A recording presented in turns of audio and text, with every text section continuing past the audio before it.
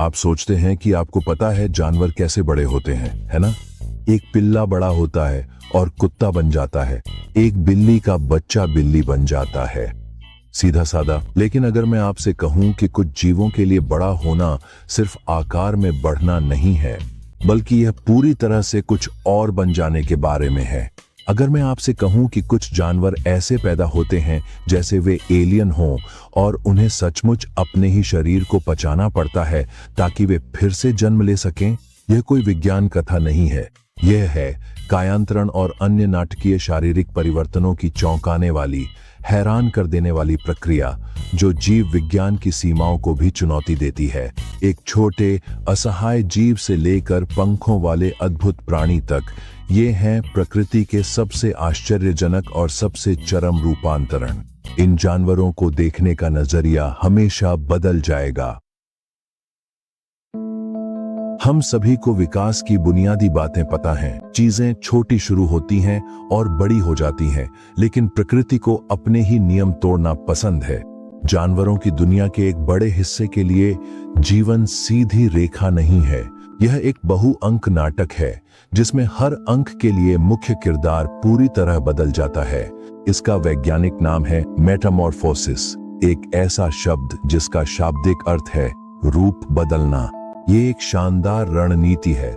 यह बच्चों को अपने माता पिता से बिल्कुल अलग दुनिया में रहने की अनुमति देती है। वे अलग खाना खाते हैं और अलग खतरों का सामना करते हैं। इससे प्रतिस्पर्धा कम हो जाती है और प्रजाति को जबरदस्त बढ़त मिलती है।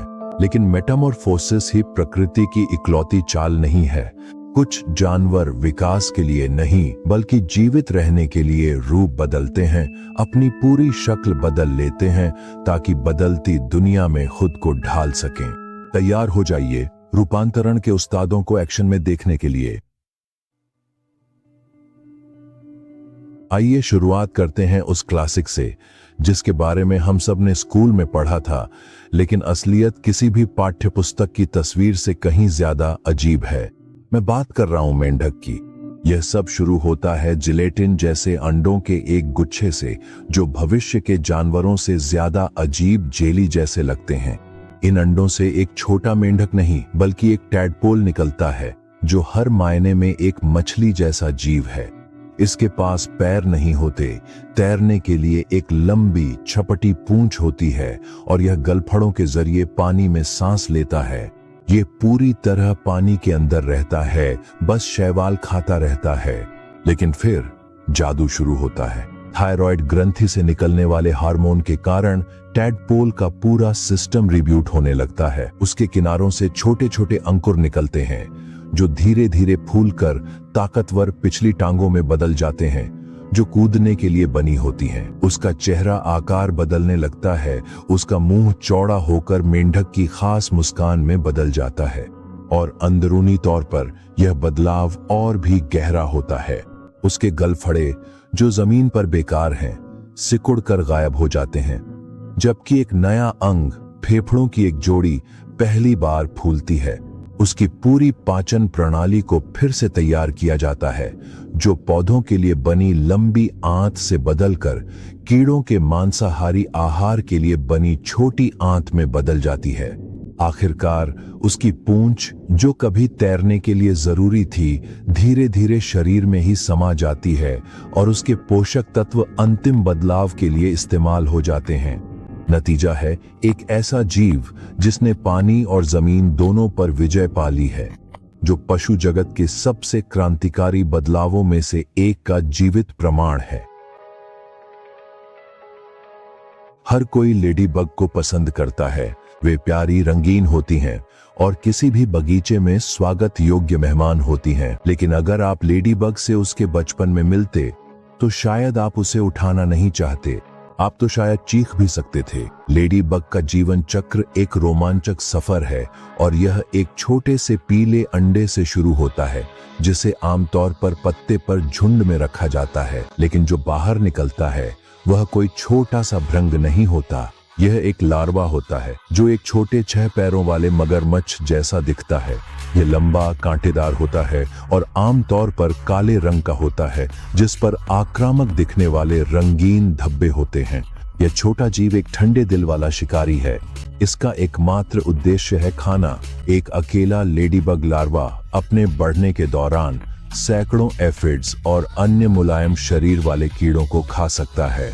यह एक बेरोक टोक खाने वाली मशीन है जो बड़ा होते होते कई बार अपनी खाल उतारता है।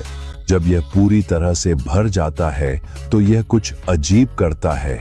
यह खुद को एक पत्ते से चिपका लेता है और इसकी त्वचा आखिरी बार फटती है, जिससे एक प्यूपा बाहर आता है, एक स्थिर कठोर खोल जो एक छोटे नारंगी छिलके जैसा दिखता है। बाहर से देखने पर ऐसा लगता है जैसे कुछ भी नहीं हो रहा है, लेकिन अंदर निर्माण की एक आंधी चल रही होती है। लार्वा का शरीर लगभग पूरी तरह से टूटकर फिर से जोड़ा जाता है। विशेष कोशिकाएं तेजी से काम करती हैं। वयस्क के पंख उसकी प्रसिद्ध धब्बेदार खोल और उसकी नई एंटेना बनाती हैं।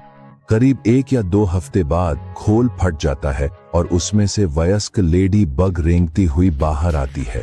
लेकिन ये वह कीड़ा नहीं है जिसे हम पहचानते हैं। शुरुआत में इसका खोल फीका, मुलायम और बिना धब्बों वाला होता है, जिससे यह बेहद असुरक्षित हो जाता है। इसे अपने शरीर में तरल पंप करना पड़ता है ताकि यह फैल सके। फिर अपने एक्सोस्केलेटन के सख्त होने और खास धब्बों के उभरने का इंतजार करना पड़ता है। तभी यह वह जाना पहचाना बगीचा का रत्न बनता है जिसे हम जानते और पसंद करते हैं। हर परिवर्तन का मतलब बड़ा होना नहीं होता। कुछ परिवर्तन उस दुनिया में जीवित रहने के लिए होते हैं जो साल में 2 बार पूरी तरह बदल जाती है। मिलिए आर्कटिक लोमड़ी से, जो मौसमी छलावरण की माहिर है। इस जानवर का परिवर्तन उसके वातावरण के साथ इतनी खूबसूरती से तालमेल में होता है। यह साल के लिए 2 बिल्कुल अलग अलग पोशाकें होने जैसा है। छोटे आर्कटिक गर्मी के दौरान जब टुंड्रा भूरे मिट्टी, चट्टानों और पौधों का पैचवर्क होता है, आर्कटिक लोमड़ी भूरे या स्लेटी रंग की फर की कोट पहनती है। यह उसे परिदृश्य में पूरी तरह घुलने मिलने देता है, जिससे वह पक्षियों और छोटे कृंतकों का शिकार करते समय लगभग अदृश्य हो जाती है। लेकिन जैसे ही पतझड़ करीब आता है और दिन की रोशनी कम होने लगती है, एक अद्भुत बदलाव शुरू हो जाता है। यह परिवर्तन तापमान के कारण नहीं होता, बल्कि दिन की बदलती लंबाई के कारण होता है, जिसे फोटोपीरियडिज्म कहा जाता है। विशेष जीन सक्रिय हो जाते हैं और मेलानिन के उत्पादन को बदल देते हैं, जो वह रंग द्रव्य है जो फर को उसका रंग देता है। लोमड़ी अपनी भूरी फर को झाड़ना शुरू कर देती है और उसकी जगह एक शानदार घनी बर्फ जैसी सफेद सर्दियों की कोट उग आती है। यह नई कोट विकासवादी दृष्टि से एक उत्कृष्ट कृति है। यह गर्मियों की फर की तुलना में 200% तक अधिक घनी हो सकती है, जिससे इसे पृथ्वी पर किसी भी स्तनपायी में सबसे बेहतरीन इंसुलेशन मिलता है और लोमड़ी को -70 डिग्री सेल्सियस तक के तापमान में जीवित रहने की अनुमति मिलती है। लेकिन इसका मुख्य उद्देश्य छलावरण है। आर्कटिक सर्दी के विशाल सफेद विस्तार में लोमड़ी एक भूत जैसी हो जाती है। यह सर्दियों में सक्रिय कुछ शिकार जानवरों पर घात लगाने और अपने खुद के शिकारी जैसे ध्रुवीय भालू और सुनहरे गिद्धों से छुपने के लिए बेहद जरूरी है। साल में 2 बार होने वाला यह पहचान परिवर्तन इस बात का शानदार उदाहरण है कि कोई जानवर अपने पूरे रूप को बदलकर पृथ्वी के सबसे चरम स्थानों में से एक में कैसे जीवित रह सकता है। अब हम उन बदलावों से आगे बढ़ते हैं जो हफ्तों या महीनों में होते हैं, ऐसे बदलाव की ओर जो पलक झपकते ही हो जाता है। कटलफिश सिर्फ एक जानवर नहीं है, यह एक जीवित सांस लेती हाई डेफिनेशन स्क्रीन है। इसकी रंग, पैटर्न और यहाँ तक कि त्वचा की बनावट बदलने की क्षमता इतनी तेज और सटीक है कि यह जादू जैसी लगती है। इसका रहस्य इसकी त्वचा में छुपा है, जिसमें लाखों विशेषीकृत कोशिकाएं होती हैं। मुख्य भूमिका निभाने वाली कोशिकाओं को क्रोमैटोफोर्स कहा जाता है, जो छोटे लचीले थैले होते हैं और इनमें लाल, पीले या भूरे रंग द्रव्य भरे होते हैं। ये थैले सूक्ष्म मांसपेशियों के एक जाल से जुड़े होते हैं, जो सीधे कटलफिश के दिमाग से नियंत्रित होते हैं। जब दिमाग से संकेत मिलता है तो ये मांसपेशियां सिकुड़ती या ढीली होती हैं, जिससे रंग द्रव्य का थैला एक अदृश्य बिंदु से फैलकर एक चौड़े सपाट रंग के चक्र में बदल जाता है। इन हजारों पिक्सलों को जटिल संयोजनों में नियंत्रित करके कटलफिश अपने शरीर पर 1 सेकंड से भी कम समय में हैरान कर देने वाले पैटर्न बना सकती है। लेकिन यह सब नहीं है। क्रोमैटोफोर्स के नीचे और भी परतें होती हैं। इरिडोफोर्स छोटे छोटे चमकदार दर्पणों की तरह होते हैं जो झिलमिलाते नीले और हरे रंग बनाते हैं, और ल्यूकोफोर्स परिवेशी प्रकाश को परावर्तित करते हैं, जिससे कटलफिश रेत से मेल खाने के लिए एकदम चमकीला सफेद रंग ले सकती है। यह अपनी त्वचा पर मौजूद पैपिलाए को भी नियंत्रित कर सकती है, जो छोटी छोटी मांसपेशियां होती हैं जो त्वचा को नुकीला या उबड़ खाबड़ बनाकर उसे चट्टान या मूंगे के टुकड़े जैसा दिखा सकती हैं। यह प्रणाली बेहतरीन छुपाव की अनुमति देती है, चाहे वह शार्क से छुपना हो या केकड़े का पीछा करना हो। लेकिन इसका इस्तेमाल संचार के लिए भी होता है, जैसे साथी को आकर्षित करने या प्रतिद्वंद्वियों को डराने के लिए चकाचौंध प्रदर्शन बनाना। कटलफिश लगातार बदलती रहती है, एक जीव जो सचमुच अपने विचार अपनी त्वचा पर दिखाती है। हमने सबसे प्रसिद्ध और शायद सबसे गहन परिवर्तन को अंत के लिए बचा रखा है। कैटरपिलर से तितली बनने की यात्रा इतनी अविश्वसनीय है कि सदियों तक वैज्ञानिकों को यह पता ही नहीं था कि उस रहस्यमय खोल के अंदर क्या हो रहा है। यह भी लेडीबग की तरह एक कैटरपिलर से शुरू होता है, जिसकी पूरी जिंदगी खाने और बढ़ने में ही बीतती है। लेकिन जैसे ही यह अपने अंतिम आकार तक पहुंचता है, यह खुद को उल्टा लटका देता है, आखिरी बार अपनी त्वचा उतारता है और एक क्राइसालिस प्रकट करता है। और यहीं से चीजें सचमुच अजीब हो जाती हैं। उस क्राइसालिस के अंदर कैटरपिलर मूल रूप से खुद को पचा लेता है। ये ऐसे एंजाइम छोड़ता है जो इसकी लगभग सारी ऊतकों को तोड़कर एक गाढ़े प्रोटीन समृद्ध सूप में बदल देते हैं। यह अपने पुराने रूप में एक स्मूदी की तरह घुल जाता है। अगर आप सही समय पर एक क्राइसालिस को काट कर खोलें तो आपको लगभग यही सब कुछ मिलेगा। लेकिन यह पूरी तरह से विनाश नहीं है। इस पोषक तत्वों से भरे सूप में विशेष कोशिकाओं के छोटे छोटे समूह तैर रहे होते हैं, जिन्हें इमेजिनल डिस्क कहा जाता है। ये कोशिकाएं शुरू से ही कैटरपिलर के अंदर थीं, बस इंतजार कर रही थीं। अब पूर्व कैटरपिलर के प्रोटीन सूप से ऊर्जा पाकर ये इमेजिनल डिस्क्स सक्रिय हो उठती हैं। ये वयस्क तितली के लिए खाका है।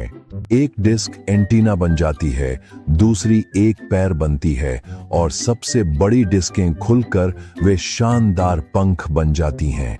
शरीर के जो कुछ हिस्से घुले नहीं थे, उन्हें फिर से व्यवस्थित किया जाता है और नए शरीर की योजना में शामिल कर लिया जाता है। कुछ हफ्तों बाद यह प्रक्रिया पूरी हो जाती है।